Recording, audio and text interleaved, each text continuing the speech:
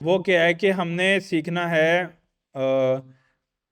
Conditional rendering.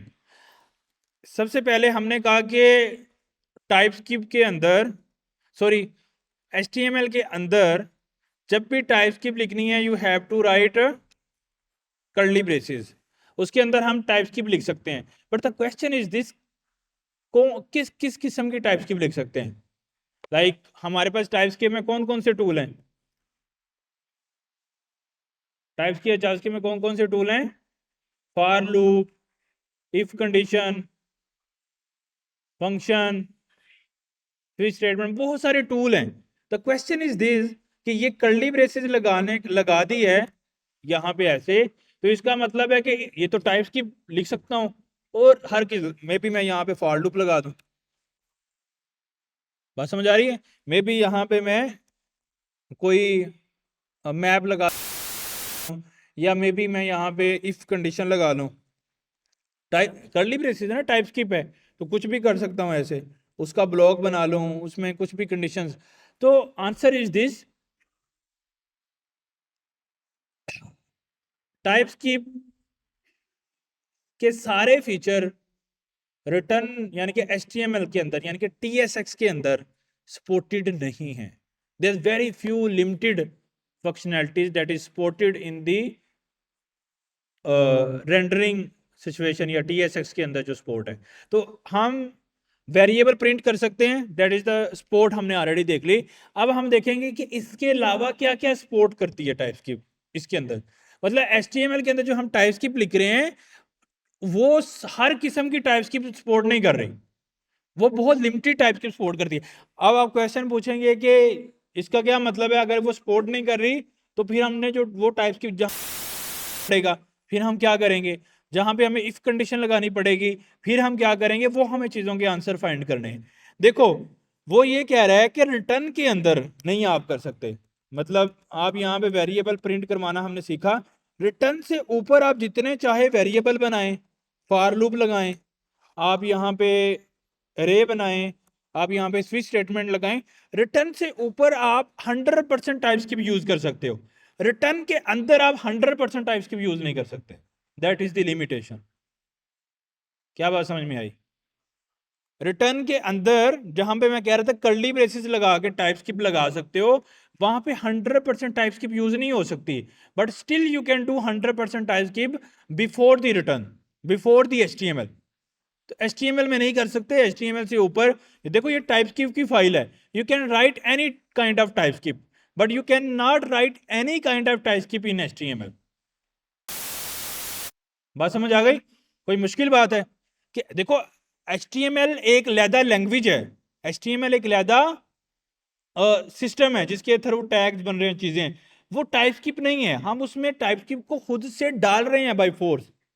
तो इसलिए HTML में सारी चीजों की सपोर्ट नहीं है।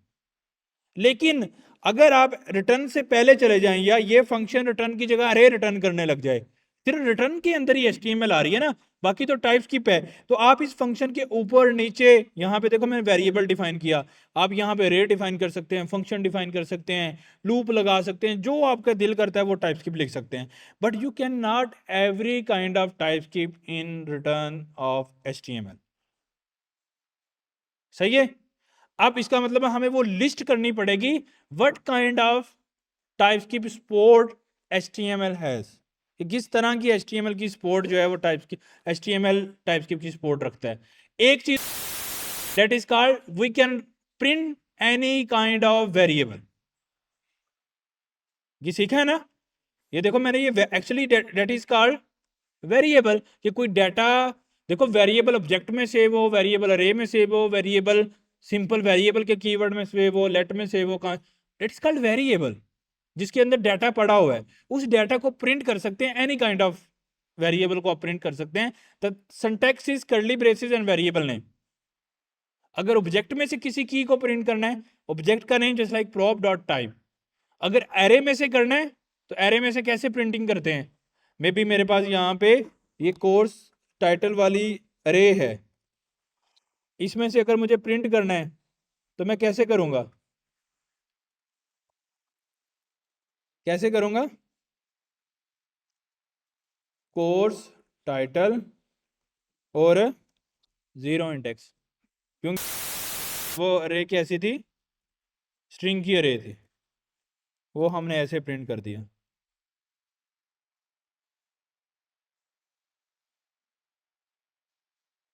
कोई इशू यहाँ तक, कोई प्रॉब्लम?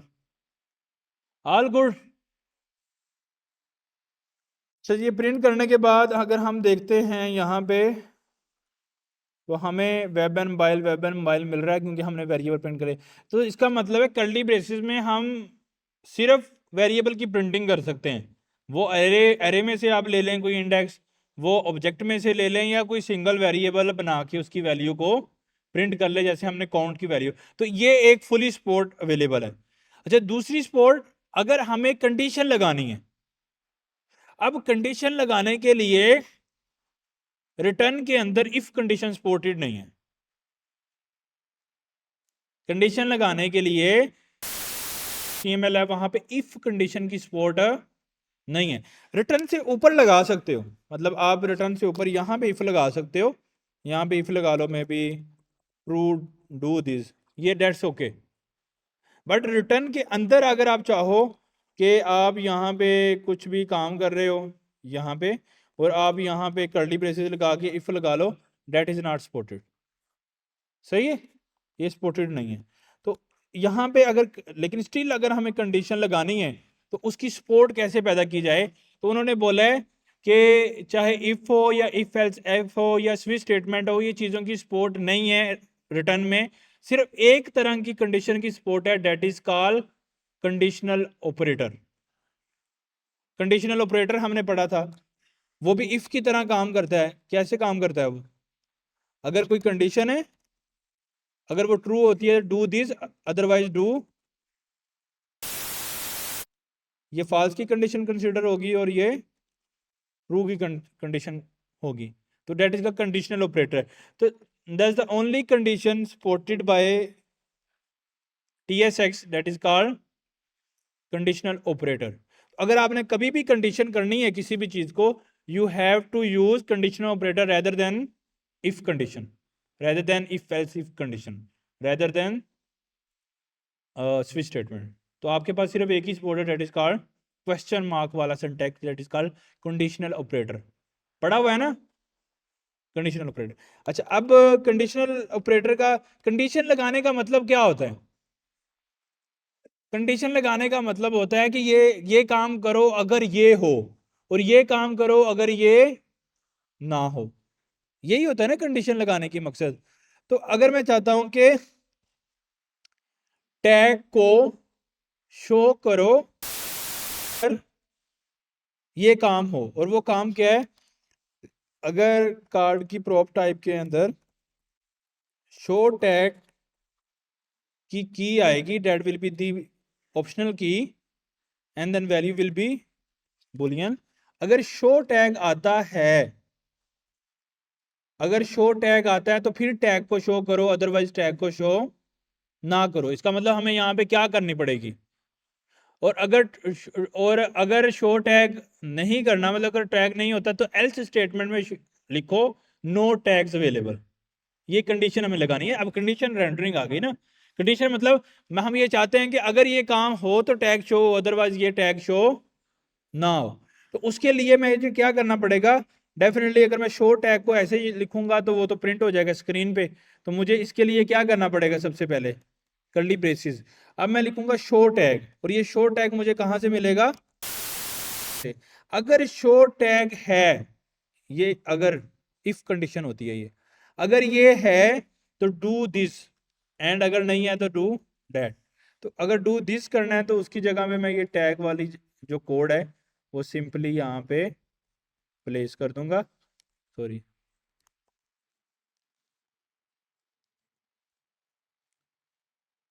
इसकी जगह पे मैं सिंपली ये पेस्ट कर दूंगा, और एल्स के केस में लिख दूंगा नो टैग्स अवेलेबल। अभी आ जाएगा नो टैग्स अवेलेबल, क्यों बोला? क्यों आएगा नो टैग अवेलेबल? क्योंकि कोई शो, उसको वो प्रॉप नहीं मिली, कौन सी? शो टैग की। अगर मैं उसको अब ये शो टैग की प्रॉप को पास करता हूँ from where page dot T X से, और वेब के केस में पास करता हूँ, और उसकी है मुझे ट्रू या फॉल्स, तो मैं उसकी वैल्यू को ट्रू पास करता हूँ, and that will be the no tags available. That is called conditional rendering, कि हमें टैग का जो कंपोनेंट है ऑलवेज रेंडर नहीं करना। रेंडर मतलब उसको चलाना नहीं है। कब चलाना है? जब मेरे पास एक प्रॉप आएगी, दैट मीन शो टैग। अगर वो प्रॉप नहीं आएगी, और उसकी वैल्यू ट्रू होना जरूरी है, अगर वो प्रॉप नहीं आएगी तो फिर उस केस के अंदर मुझे वो टैग शो नहीं करना। तो हमने सिंपली उसको रिस्ट्रिक्ट कर दिया। इसी तरह क्या शो डिस्क्रिप्शन भी हो सकती है? शो टाइटल भी हो सकता है, शो डिस्क्रिप्शन भी हो सकती है। अब मैं यहाँ से डिस्क्रिप्शन शो कर रहा हूँ कार्ड के अंदर, अभी तो हमने शायद अरे में से प्रिंट किया हुआ है, and that will be the props dot description. तो डिस्क्रिप्शन आ रही है। अब मैं चाहता हूँ कि ये वाला पी टैग उस केस में प्रिंट हो अगर शो डिस्क्रिप्शन की उसको मिले और उसकी वैल्यू ट्रू हो। तो वो मैं टाइप्स में जाऊंगा, एक और बना लूंगा prop that will be the show description, या मे बी उसका नाम इस डिस्क्रिप्शन रख देते हैं अगर डिस्क्रिप्शन है। सही है, और उसकी वैल्यू ट्रू बोलियन होगी। और इसको मैं अब पेज से शो कर दूंगा, इसके अंदर शो कर देते हैं show is description, and that will be the value row. और कार्ड, अगर कार्ड में अभी इस डिस्क्रिप्शन की प्रॉप आ जाएगी ना, क्योंकि मैंने उधर से पास की है प्रॉप। अब उसकी वैल्यू को मुझे क्या करना है, यहाँ पे सिंपली इस पी के टैग को, इस पी के टैग में डिस्क्रिप्शन शो हो रही है ना, इस पी के टैग को मुझे क्या करना है एक्चुअली, तब शो करना है अगर इस डिस्क्रिप्शन की मुझे पीछे से मिले। तो अगर आ गया कंडीशन आ गई, तो कंडीशन एक ही तरह की सपोर्टेड है, that is called conditional operator. तो मुझे कंडीशन लगाने के लिए करना पड़ेगा कर्ली ब्रेसेस, और अगर मैं कर्ली ब्रेसेस लगाता हूं और उसमें लिखूंगा इज डिस्क्रिप्शन, ओहो, प्रॉप्स डॉट इज डिस्क्रिप्शन अगर है, तो आप ये काम करो, एल्स के अंदर कुछ और काम करो। तो एल्स में मैं कोई भी काम नहीं करता, सिर्फ स्ट्रिंग लिख देता हूँ, और अगर है मैं सिंपली ये वाला टैग लगा देता हूँ, और उसको मैं सेव करके आता हूँ। तो यहाँ पे मुझे कोई डिस्क्रिप्शन नज़र नहीं आ रही, और यहाँ पे डिस्क्रिप्शन नज़र आ रही है। ऊपर क्यों डिस्क्रिप्शन नज़र नहीं आ रही? क्योंकि ऊपर वाले केस में इस डिस्क्रिप्शन की ट्रू नहीं है, और जब ट्रू रिसीव नहीं हो रही है तो इट मीन्स क्या हो रहा है कि ये वाला टैग शो नहीं होगा, उसकी एल्स स्टेटमेंट चलेगी, और एल्स स्टेटमेंट में कुछ भी नहीं लिखा। मे बी मैं उसको नोट डिस्क्रिप्शन लिख सकता हूँ। देखो इधर नोट डिस्क्रिप्शन आ रही है क्योंकि उसको ट्रू नहीं मिली थी।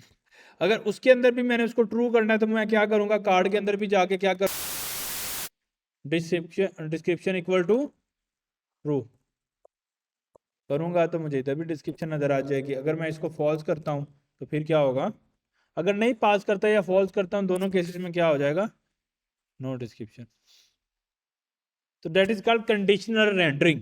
कंडीशनल रेंडरिंग क्या है कि आप कंडीशन लगा सकते हो कि कौन सा टैग चलेगा और कब चलेगा और किस सिनेरियो में चलेगा, तो उसको कंडीशन कर सकते हो आप। तो इसको कहते हैं कंडीशनल रेंडरिंग। क्या बोलते हैं? Conditional rendering. और कंडीशनल रेंडरिंग करने के लिए नेक्स्ट जेएस के अंदर TSX लिखते हुए कौन सा ऑपरेटर हम यूज कर सकते हैं? Only conditional operator. If condition लगा सकते हैं? नहीं। इफ एल्स कंडीशन लगा सकते हैं? स्विच स्टेटमेंट लगा सकते हैं? नहीं। रिटर्न से ऊपर लगा सकते हैं, रिटर्न के अंदर नहीं लगा सकते। That is called conditional operator. हाँ जी, मतलब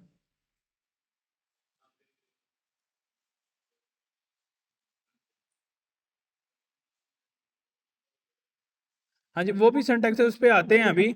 वो ये है कि अगर लेट्स सपोज मैंने कंडीशनल ऑपरेटर को ना इफ और इफ एल्स दोनों चाहिए होते हैं। लाइक अगर लेट्स सपोज मैं चाहता हूँ कंडीशनल अगर ये ट्रू है तो फिर ये शो हो जाए, अगर नहीं तो कुछ भी ना हो। अब कुछ भी ना होने के लिए मुझे स्टिल स्ट्रिंग देना पड़ रही है, क्योंकि अगर मैं इधर कुछ भी नहीं देता तो एरर आता है, क्योंकि जो ये कंडीशनल ऑपरेटर है ना, इसको इफ और एल्स दोनों चाहिए होते हैं। जिस तरह इफ में मेरे पास ऑप्शन होती है ना कि इफ अगर हो तो ब्लॉक चल जाए, अदरवाइज में कुछ भी ना करो। एल्स लगाना है तो अपनी मर्जी है लगाओ, लेकिन कंडीशनल ऑपरेटर में इफ एल्स दोनों लगाने पड़ते हैं कि इफ अगर चल जाए तो ये। इसकी जगह पे हमें एक और ऑपरेटर मिलता है कंडीशनल ऑपरेटर की जगह पे, उसको हम एंड ऑपरेटर बोलते हैं। वो कैसे चलता है, हम इस क्वेश्चन मार्क की जगह पे लगाएंगे डबल एंड, और फिर हम ये एल्स की स्टेटमेंट ना भी लिखें, then that will be also working. बात समझ आ गई। एंड ऑपरेटर का एक और यूज केस हमने सीख लिया।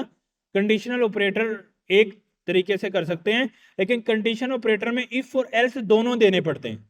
एंड ऑपरेटर में एल्स देने की जरूरत नहीं है। आपने बोला अगर ये हो तो ये चला दो, एल्स में कुछ भी नहीं है। मेरी बात समझ आ गई आपको, कि अगर आपने कंडीशनल ऑपरेटर के साथ काम करना है या एंड ऑपरेटर, आप लोगों की दोनों दोनों ऑप्शन मौजूद हैं। बट अभी के लिए एंड ऑपरेटर पे आपको कंफ्यूज होने की जरूरत नहीं है। You can just focus on conditional operator, जिसमें इफ भी होता है और एल्स भी होता है। मोस्ट ऑफ द केसेस में हमें इफ एल्स दोनों चाहिए होते हैं। अगर जब भी आपको HTML में कंडीशन लगाने की जरूरत पड़े, you have to find conditional operator और एंड ऑपरेटर। उसकी मदद से आप कंडीशंस कर सकते हो, और कोई ऑप्शन अवेलेबल नहीं है। ऑल गुड, समझ आ गई। अब किस किस्म की कंडीशंस करनी है, इट्स ऑल डिपेंड्स कि आप क्या करना चाहते हो, क्या अचीव करना चाहते हो, और किस तरह से उसको शो करना चाहते हो। सही है। मे बी आप एक वेरिएबल प्रिंट कर रहे हो, एक सिंपल सी ले लेते हैं, और आपने एक वेरिएबल बनाया डेट इज कॉल्ड काउंट। उसकी वैल्यू होगी नंबर, और उसमें वैल्यू पड़ी है मे बी 10। अच्छा, आप कहो कि अगर काउंट की वैल्यू 10 से छोटी है तो फिर डिस्प्ले होगी, अगर 10 से बड़ी है फिर डिस्प्ले नहीं होगी। तो आप में भी इसको किसी भी लेवल पे शो कर सकते हो। मैं यहाँ पे शो कर देता हूँ स्पैन, और उसके अंदर मैंने काउंट डिस्प्ले कर दिया, तो अभी वहाँ पे देखो 10 लिखा आ रहा है, इधर भी 10 लिखा आ रहा है। सही है। अगर मैं इसी की वैल्यू को 5 कर दूँ तो दोनों में 5 लिखा आएगा। सही है। अब अगर मैं चाहता हूँ कि ये स्पैन का टैग सिर्फ उस सूरत में चले अगर काउंट की वैल्यू 5 से बड़ी है, छोटी है तो फिर ना चले, तो फिर मुझे क्या कंडीशन बना, सबसे पहले तो मुझे कंडीशन लगानी है। तो कर्ली ब्रेसेस, क्या कंडीशन लगानी है, count greater than 5, conditional operator.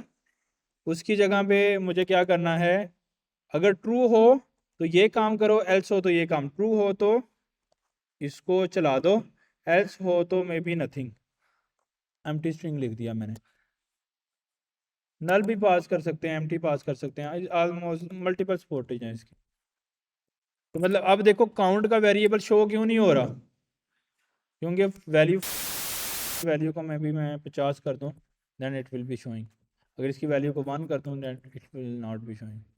The reason is this, मैंने जस्ट कंडीशन बनाई है, काउंट वैल्यू अगर ग्रेटर देन 5 है देन ये वाला काम करो, अदरवाइज कुछ भी काम ना करो।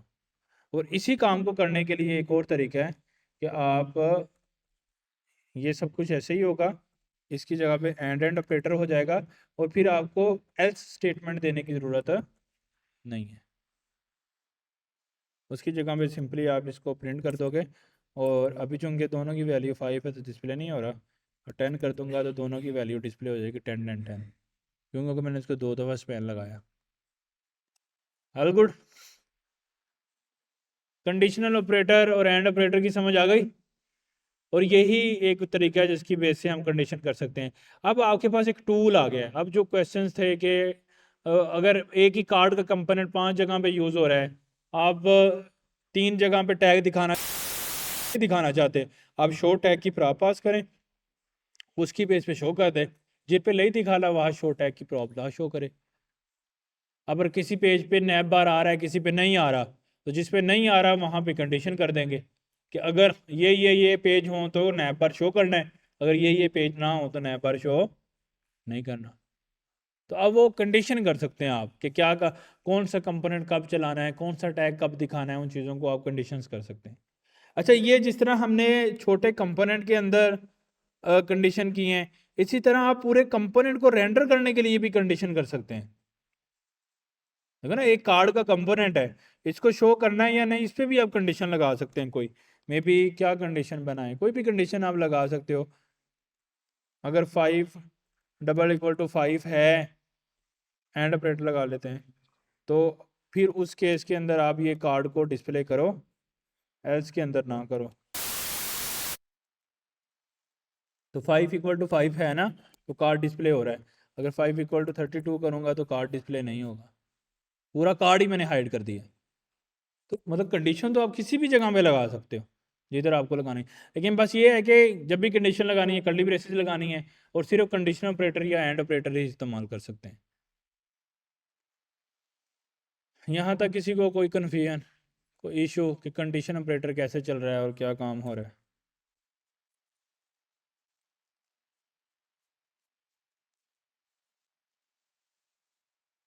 All good.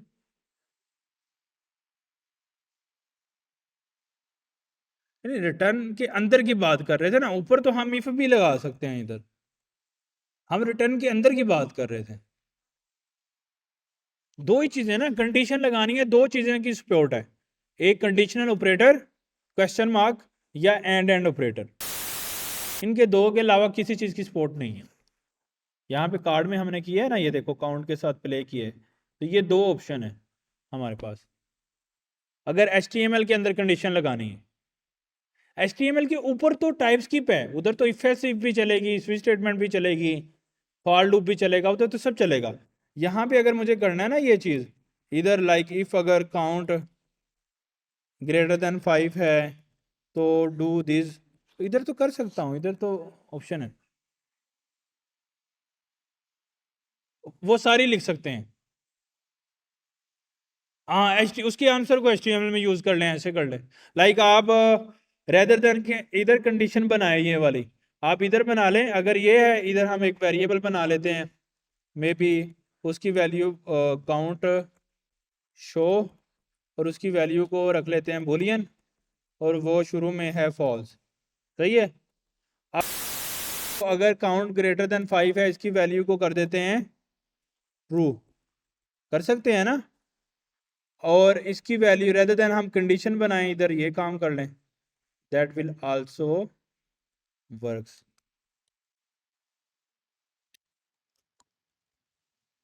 ठीक है, तो ये स्टिल कर सकते हैं। अब हमने कंडीशन ऊपर लगा ली, एक वेरिएबल सेव कर लिया, उसकी बेस पे हमने इसको शो कर लिया।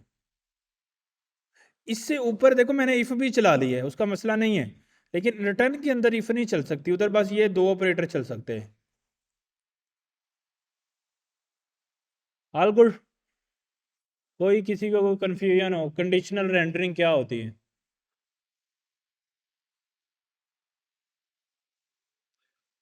क्या टर्नरी ऑपरेटर अप्लाई कर सकते हैं, क्यों नहीं कर सकते? ये देखें ना, हमने ये कंपोनेंट में, इनका अच्छा क्वेश्चन है, कंपोनेंट से जिस तरह हमने कंपोनेंट को इटसेल्फ कंडीशनल रेंडरिंग की है, क्या हम स्टाइल की भी कंडीशनल रेंडरिंग कर सकते हैं या नहीं? लाइक मैं चाहता हूं कि ये जो हेडिंग है इसका बैकग्राउंड कलर रेड हो, ये जो हेडिंग है इसका बैकग्राउंड कलर ग्रीन हो, on basis of some conditions. तो उसके लिए मैं अगर कार्ड में जाता हूं, तो अभी यहाँ पे क्लासेस चल रही हैं, एक और तरीका है जिसकी मदद से हम स्टाइल दे सकते हैं। ये तो क्लास नाम से दे रहे हैं ना, दैट अनदर वे स्टाइलिंग का वो हमने सीखा था, that is through the inline CSS with the style keyword. तो उसके अंदर हम पास कर सकते हैं may be background colour red. अच्छा, अब दोनों में रेड आ गया, ये रूट लेवल पे कर दिया इसलिए, चलो रूट लेवल पे भी सही है, सारे उसका हमने रेड कर दिया, दोनों का रेड है। लेकिन मैं चाहता हूँ कि ये रेड जो है ना ऑलवेज रेड ना हो, it will be based on the prop I am getting. तो अगर शोर डिस्क्रिप्शन की प्रॉप आ रही है तो रेड हो, अदरवाइज ग्रीन हो, ये मेरी रिक्वायरमेंट है। तो मैं क्या कर सकता हूँ, बैकग्राउंड कलर से पहले कंडीशन कर सकता हूँ। वो क्या कंडीशन होगी, दैट विल बी कंडीशन कि अगर is props dot is description है तो रेड कर दो, अदरवाइज में भी अगर है तो ग्रीन कर दो, अगर नहीं है तो रेड कर दो।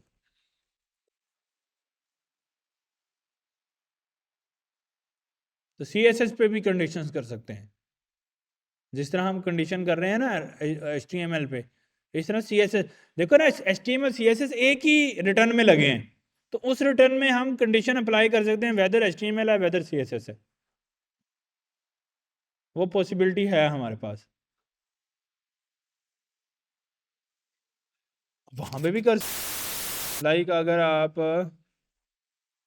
page.ts में चलेंगे, मतलब किस तरह की इसको स्टाइलिंग करना चाहते हैं, किस तरह की स्टाइल की कंडीशन अप्लाई करना चाहते हैं।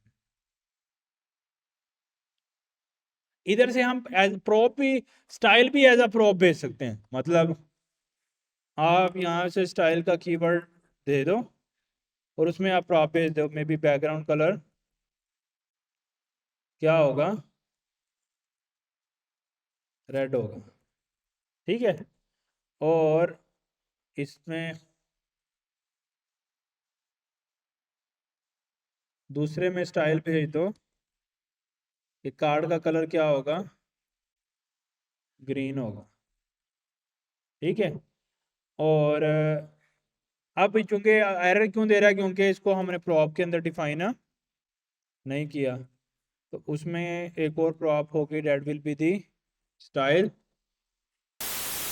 में एक ऑब्जेक्ट होगा, that will be the background colour, या मे भी उसको अगर हम सिंपल ऑब्जेक्ट भी डिफाइन करें अभी के लिए, वो बैकग्राउंड कलर उसको हम डिफाइन कर सकते हैं सारा, उसके अंदर क्या क्या चीज़ें आ रही हैं। अच्छा, स्टाइल होगा। अब इस स्टाइल को हमने अप्लाई करना है इसकी जगह पे, तो रेदर देन हम यहाँ पे कंडीशन लगाएं, हम प्रॉप से जो प्रॉप आ रही है उसी को यूज़ कर लेते हैं। तो that will be the props dot style, still is the answer is same, सही है। तो आप पीछे से प्रॉप पास कर दें, तो चूंकि दो दफ़ा कॉल हो रहे थे, दो डिफरेंट स्टाइल आ रहे हैं, दो डिफरेंट स्टाइल अप्लाई हो रहे हैं, या हम दूसरा काम कर लें कि इधर कंडीशन रेंडरिंग कर लें, कोई की ले आए, तो दोनों केसेस में चीज़ें पॉसिबल हैं। हमने सीखा है कि कंपोनेंट्स के अंदर कंडीशनल रेंडरिंग कैसे करते हैं। इसमें किसी को कोई कन्फ्यूजन, कोई इशू?